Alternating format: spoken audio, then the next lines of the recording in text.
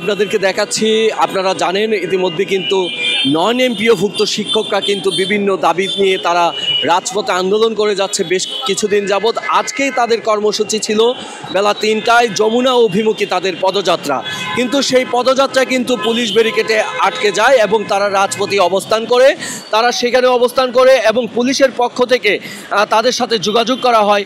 শিক্ষকদের 7 সদস্যের একটি প্রতিনিধি দলকে নিয়ে কিন্তু এখন পুলিশের গাড়িতে করে যমুনায় নিয়ে যাওয়া হচ্ছে 7 সদস্যের একটি প্রতিনিধি দলকে।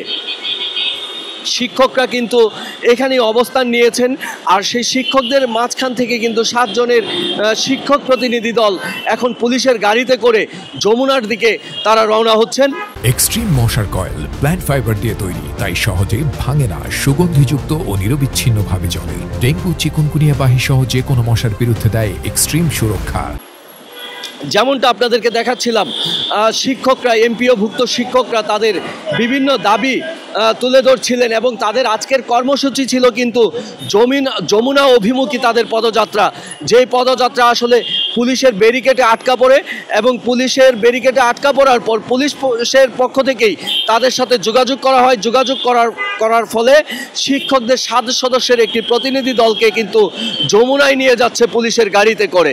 আপনাদেরকে যদি একটু দেখাই, পুলিশের গাড়িতে যেখানে হচ্ছে পুলিশের কর্মকর্তারা বসেন, সেখানে কিন্তু একজন শিক্ষককে বসানো হয়েছে এবং পেছনে আরও 6 জন শিক্ষককে বসানো হয়েছে। মোট 7 জনের একটি প্রতিনিধি দল কিন্তু যাচ্ছে যমুনার দিকে। আপনাদেরকে যদি আবারও জানিয়ে রাখি, নন এমপিওভুক্ত শিক্ষকরা কিন্তু তাদের এমপিও ভুক্তির দাবিতে এখানে কিন্তু রাজপথে আন্দোলন করে যাচ্ছিলেন এবং তাদের আজকের আন্দোলন ছিল যমুনা অভিমুখী তাদের পদযাত্রা।